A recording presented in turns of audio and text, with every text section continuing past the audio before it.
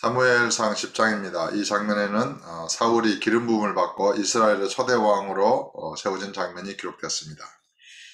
이에 사무엘이 기름병을 가져다가 사울의 머리에 붓고 입맞춤에 이르되 여호와께서 내게 기름을 부으사 그의 기업의 지도자로 삼지 아니하셨느냐. 여기서 이제 기름 부음이 여기서 나오는 것이죠. 여기서 기름은 성령 하나님을 가리킵니다. 그리고 왕을 세울 때 기름을 붓고 제사장을 세울 때 기름을 붓고 또 선지자를 세울 때 기름을 붓습니다. 그래서 예수는 그리스도다 할 때 예수는 기름 부음 받은 자다 이런 뜻입니다. 메시아, 히브리어는 메시아, 헬라어로는 크리스토스. 또 예수 그리스도를 구주로 믿는 사람을 그리스도인, 그래서 기름 부음 받은 자들 이런 뜻입니다. 그는 성령께서 성령으로 거듭난 자들, 성령께서 그 안에 내주하시고 함께 하시는 자들 이런 의미가 되겠죠. 네가 오늘 나를 떠나가다가 베냐민 경계 셀사에 있는 라헬의 묘실 곁에서 두 사람을 만나리니 그들이 내게 이르기를 내가 찾으러 갔던 암나기들을 찾은지라. 내 아버지가 암나기들의 염려를 놓았으나 너희로 말미암아 걱정하여 이르되 내 아들을 위하여 어찌하려 하더라 할 것이요. 내가 거기서 더 나아가서 다볼 상수리 나무에 이르면 거기서 하나님을 배우려고 베델로 올라가는 세 사람을 만나리니 한 사람은 염소 새끼 셋을 이끌었고 한 사람은 떡 세 덩이를 가졌고 한 사람은 포도주 한 가죽 부대를 가진 자라. 그들이 내게 문안하고 떡 두 덩이를 주겠고 너는 그의 손에서 받으리라.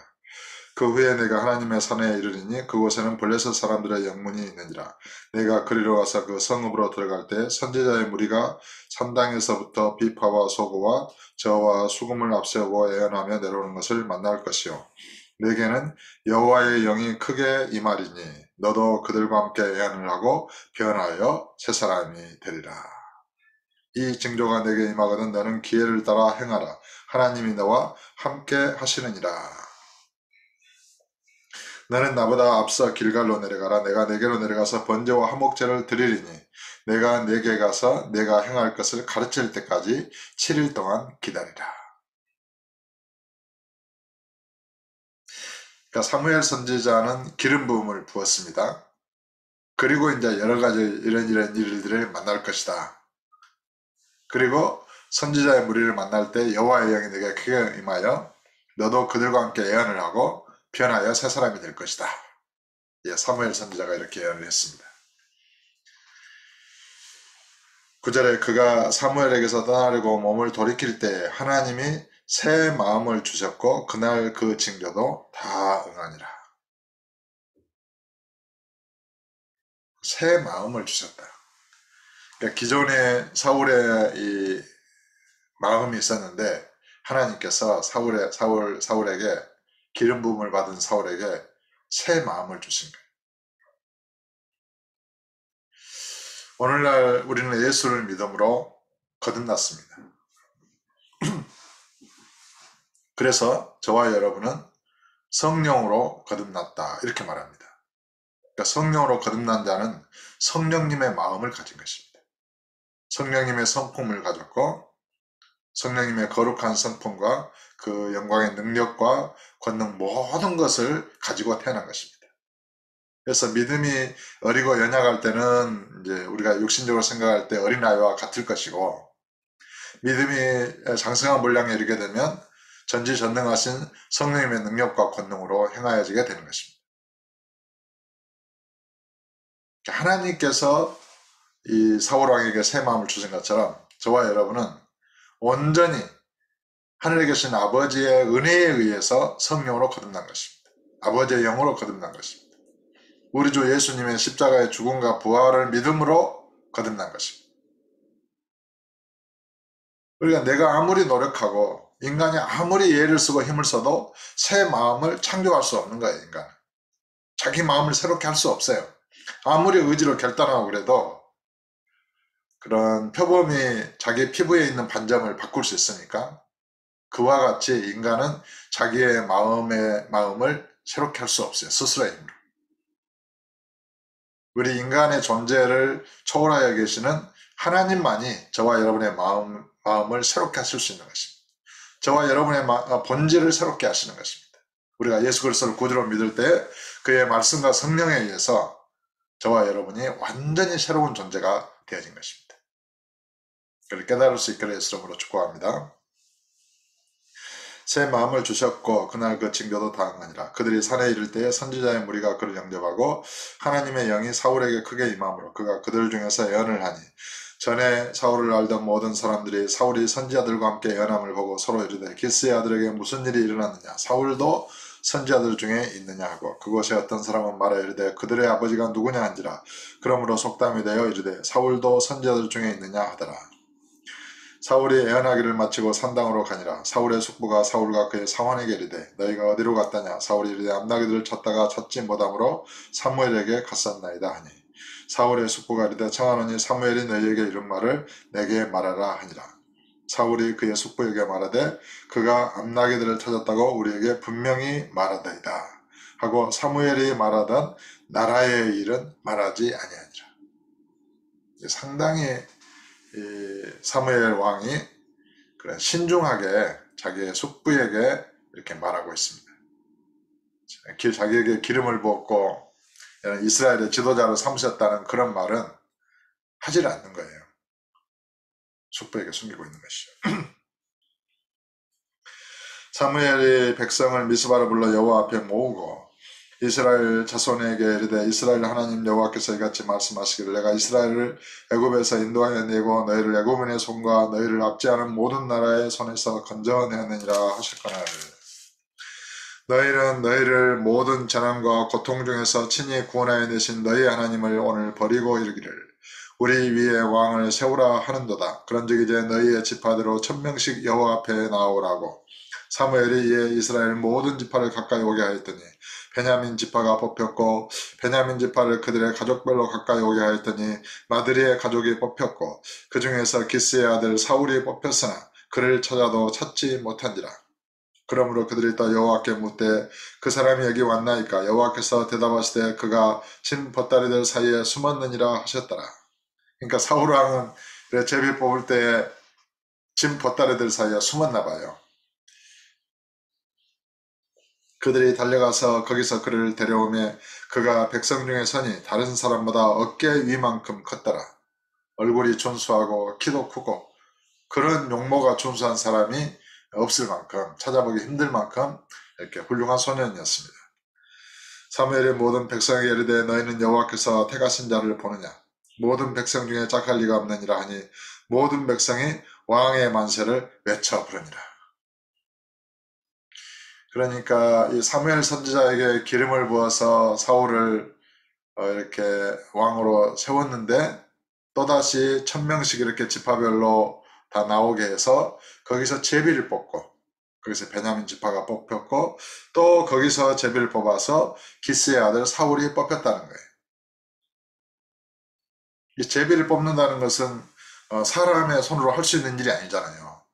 인위적으로 할 수 없잖아요. 그러니까 이런 것들을 통해서 이스라엘로 하여금 사울이 여호와께서 택하신 자라고 하는 그런 것을 이제 증명해 주고 계시다. 이렇게 볼 수 있습니다. 그러니까 사울 왕의 기름을 붓는 것은 사무엘 선지자의 독단적인 행동으로 그러니까 여호와께서 명하신 대로 하신 것이지만은 이스라엘 모든 지파들이 또 사울을 인정해야 되잖아요. 여호와께서 택하신 자로. 그것은 이런 제비 뽑는 이것을 통해서 그것을 입증하고 있다는 것입니다. 그러니까 이게 교회에서도 직분자를 세우거나 또 목회자를 청빙해서 이렇게 또 투표를 하거나 이럴 때 이제 이런 일들이 발생하죠. 뭐 당회에서 또 여러 가지 그런 루트를 통해서 후임자를 결정하고 기도하고 이제 나중에는 투표에 붙이잖아요. 그래서 여호와의 어떤 주의 뜻에 따라서 성령의 뜻에 따라서 이 모든 것이 이렇게 결정됐다. 모든 그런 공동체 이론들이 승복할 수 있도록 이렇게 이제 하나님의 역사를 이루는 것입니다. 누가 나 계시 받았어, 나 성령 받았어, 주께서 내게 이렇게 목사가 되라고 말씀하셨어. 이렇다고 그래가지고 자기 스스로 나는 목사다 이렇게 할 수는 없잖아요. 그리고 주께서 나를 이 교회에 보냈어 그렇게 말한다고 그래가지고 그것에 있는 교회 공동체가 그 사람을 이임 목사로 받아들인다는 것도 어렵잖아요. 그러니까 이런 모든 일들이 하나님의 역사를 이룰 때 지혜롭게 또 모든 사람이 공감하고 인정할 수 있는 방법을 통해서 주께서 역사하고 계시다는 것입니다. 25절에 사무엘이 나라의 제도를 백성에게 말하고 책에 기록하여 여호와 앞에 두고 모든 백성을 자기 집으로 보내매 사울도 기브와 자기 집으로 갈 때 마음이 하나님께 감동된 유력한 자들과 함께 갔느니라. 어떤 불량배는 이르되 이 사람이 어떻게 우리를 구원하겠느냐 하고 멸시하며 예물을 바치지 아니하였으나 그는 잠잠하였더라. 꼭 그런 사람이 있어요. 저런 사람이 어떻게 우리를 구원하겠어? 그러니까 여호와의 역사를 믿지 않는 것이죠. 사무엘 선지자도 믿지 않았고 제비를 뽑을 때 그것이 하나님의 손에 의해서 이루어졌다는 것도 믿지 않는 거예요. 이게 불량배죠. 이런 일이 꼭 교회에도 많이 있어요. 기록된 성경 말씀이 있어도 그거를 거역하는 자들도 있어요. 자기가 주님보다 지혜로워요. 주님보다 더 똑똑해요. 목사가 목사의 자격이 있어서 목사가 된 줄 아세요? 아무 자격 없어요. 주님의 은혜로 주께서 세우신 거잖아요. 그러니까 주님께 기도하고 주의 뜻이다 이렇게 믿어지면 믿어야 되는데 기록된 성경도 부정을 해요. 많은 사람들이. 신학자들, 목회자들도 마찬가지예요. 성경에 아무리 있어도 소용없어요. 자기 생각이 안 맞으면 성경이 틀렸어요. 하나님 말씀 가치가 없어요. 다 자기 등 뒤로 버려버리는 거예요. 율법에 대해서 죽었다고 아무리 선포를 해도 성경에 기록되었으면 심사숙고해야 되잖아요. 우리의 옛사람이 예수와 함께 십자가에 못 박혔다라고 선언되었으면 자기를 고집하면 안 되잖아요. 그런데 집사여도 장로여도 소용없어요. 목사여도 소용없어요. 신학자여도 소용없어요. 신학 박사여도 소용없어요. 기록된 성경이 있어도 자기가 배운 바 경험한 바에 안 맞으면 성경을 등 뒤로 던지는 거예요. 그래서는 안 되는 것입니다. 하나님 말씀 앞에서 주의 역사 앞에서 겸손해야 되는 것입니다. 내가 뭘 잘못 생각하고 있습니까? 나는 이것이 이해가 안 됩니다. 이 어리석은 자를 깨우쳐 주십시오. 이렇게 겸손한 마음으로 기도할 때 성령께서 눈과 귀를 열어주시고 총명한 마음을 주셔서 하나님의 말씀을 깨닫게 하시는 것입니다. 하나님 말씀 앞에서 천지 만물을 창조하신 주의 권세의 말씀 앞에서 겸손해야 되는 것입니다. 납작 엎드려야 되는 것입니다. 자기의 미련함과 어리석음을 자복해야 되는 것입니다. 그런데도 하나님의 말씀을 멸시하는 자들이 많다는 것입니다. 주님보다 자기가 똑똑하다고 생각하는 사람이 있다는 것입니다. 이게 얼마나 참 오만하고 교만한 자입니까?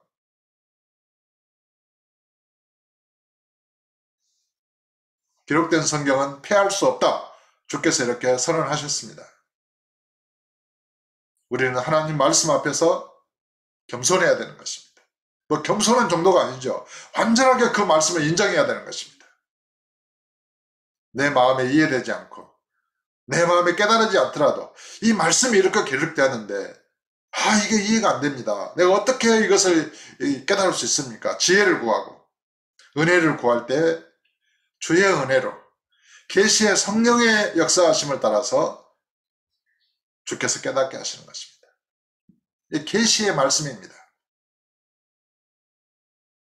오늘도 성경을 사랑하고 그 말씀 앞에서 겸손하고 그 말씀을 믿고 인정하고 주님과 동행하는 성령을 따라서 행하는 아름다운 저와 여러분 다 되시기를 예수 이름으로 축원합니다.